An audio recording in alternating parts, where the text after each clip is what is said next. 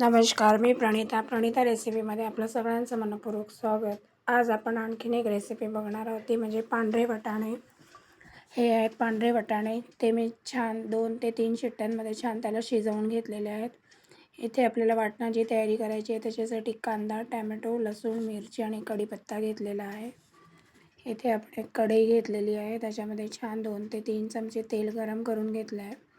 तेल गरम करून झाल्यावर त्यामध्ये आपण एक कांदा रफली चॉप केलेला, टॅमॅटोसुद्धा रफ चॉप केला आहे, कारण नंतर त्याची आपल्याला पेस्टच करायची आहे. लसूण, एक मिरची आणि काही कढीपत्त्याची पानं अशी घातलेली आहेत आणि छान आपल्याला हे मऊ होईपर्यंत शिजवून घ्यायचं आहे. तुम्ही बघू शकता इथे आता आपला कांदा, टॅमॅटो, लसूण, मिरची, कढीपत्ता छान मऊ झालेला आहे. याला आपण काढून घेऊया आणि थंड करून मग नंतर याची छान आपण पेस्ट करून घेणार आहोत. पाणी न घालता करायची आहे, पाणी घालायचं नाही आहे. थोडीशी वेगळ्या पद्धतीने बनवूया. नेहमीच आपण बनवत असतो, तरी पण आज थोडीशी वेगळ्या पद्धतीने ट्राय करूया, म्हणजे थोडी टेस्ट वेगळी येईल. त्यानंतर सेम कढईमध्ये थोडं तेल होतं आणि मी थोडं 1 चम्मच अजून तेल घातलं आणि त्यामध्ये जे आपण कांदा, टॅमॅटो, मिरची, लसूण त्याची जी पेस्ट केलेली ती पेस्ट घालूया आणि ते वाटण छानसं शिजवून घेऊया. वाटण जेवढं शिजेल तेवढे भाजीला चव छान येईल.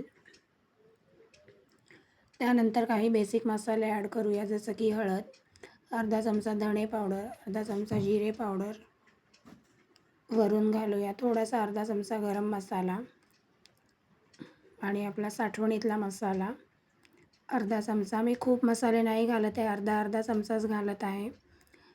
आणि त्यानंतर चवीपुरतं मीठ आणि सगळ्या वाटणामध्ये छान मसाले आपण मिक्स करून घेऊया.